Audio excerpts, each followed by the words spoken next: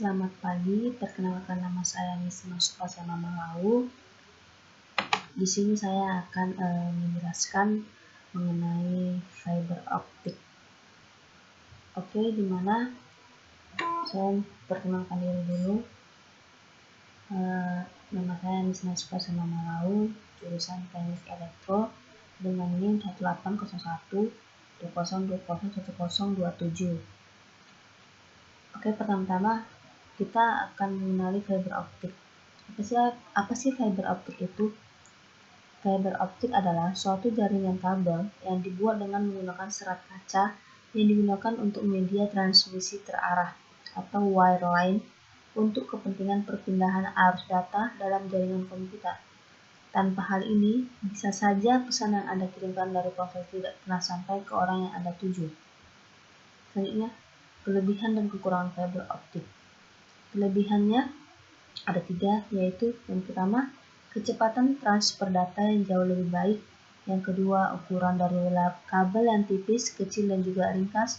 Yang ketiga, memiliki resistansi terhadap gangguan gelombang radio atau noise. Terdapat juga kekurangan fiber optik, yaitu yang pertama, tidak dapat menyalurkan energi listrik. Hal ini mengakibatkan tidak dapat memberikan catuan pada pemasangan repeater. Yang kedua, relatif sulit saat instalasi. Kabel fiber optik seperti waktu penyambungan pemasangan konektor lebih memerlukan ketelitian. Yang ketiga, kurang tahan terhadap tekanan mekanis dibandingkan kabel tembaga. Alasan mengapa harus menggunakan fiber optik. Di sini terdapat alasan mengapa harus menggunakan fiber optik, dan ini terdapat rancangannya, rancangan optical distribution network. Yaitu yang pertama, dapat menyalurkan informasi dengan kecepatan yang sangat tinggi. Yang kedua, dalam satu fiber optik dapat menyalurkan informasi dua arah atau transmit dan receive. Hal ini berbeda dengan saluran tembaga yang memerlukan dua saluran yang berbeda untuk arah kirim dan arah terima. Yang ketiga, karena dapat menyalurkan high speed information, maka dalam satu fiber dapat melayani voice, video, dan data atau yang disebut dengan layanan triple play. Oke, selanjutnya yang keempat atau D, mempunyai sifat redaman atau attenuation yang relatif kecil, sehingga jarak yang direkomendasikan dari pusat pelayanan sampai dengan pelanggan adalah 20 km. Yang kelima atau E, secara teknologi, sistem menggunakan splitter atau satu fiber dapat dicabang ke beberapa pelanggan sehingga dapat efisien dalam pembangunan jaringan. Yang ke-6 atau F,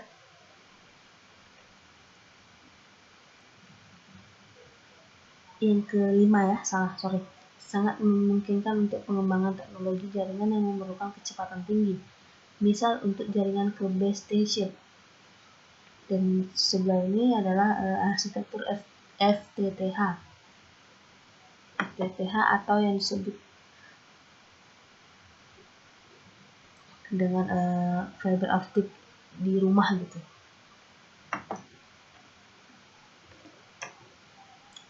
Kemudian, apakah yang perlu disiapkan ketika akan membangun sebuah jaringan fiber optik di sebuah wilayah?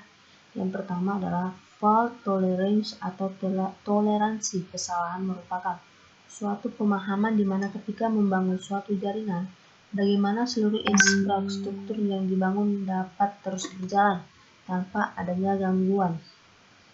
Dan ketika ada gangguan yang mungkin menyebabkan kesalahan dan kegagalan operasional, sistem tetap berjalan semestinya tanpa mengalami penurunan performa maupun berhentinya aktivitas sistem.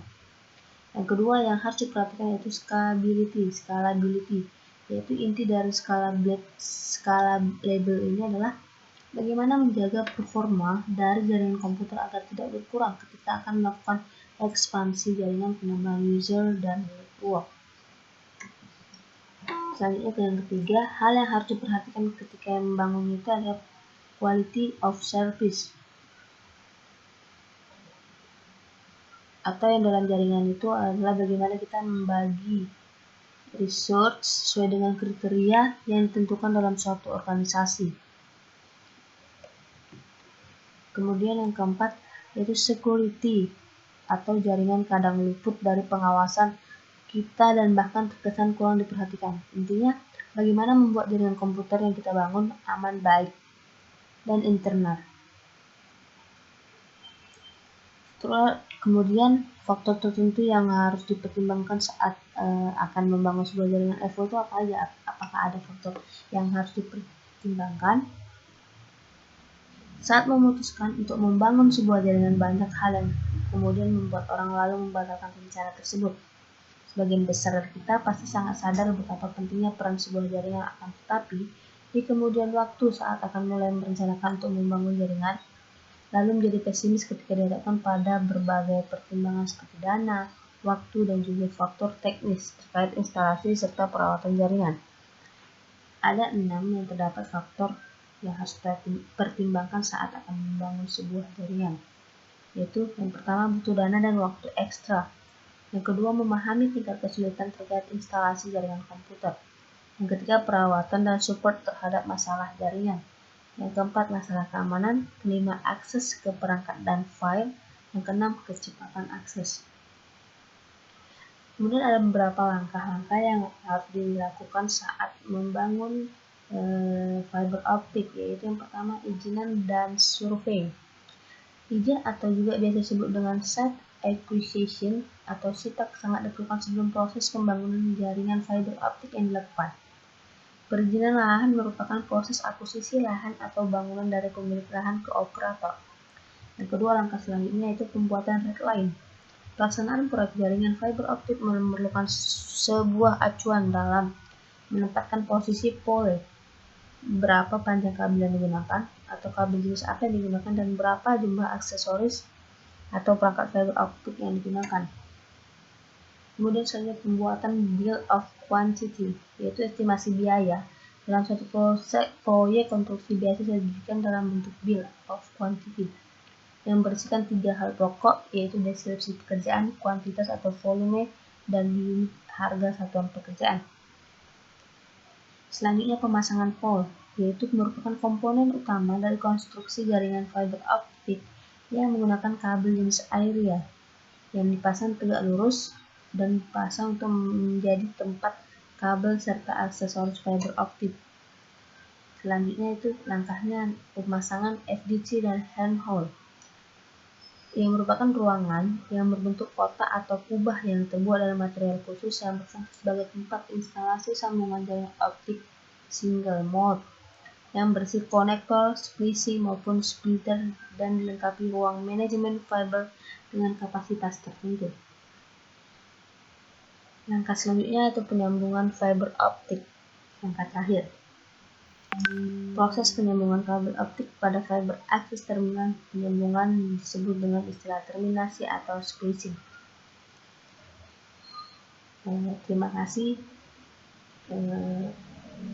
atas perhatiannya. Sekian dari saya penjelasan tentang fiber optik. Saya minta maaf jika ada kesalahan. See you. Jangan lupa di like, subscribe, dan share, komen. Bye bye.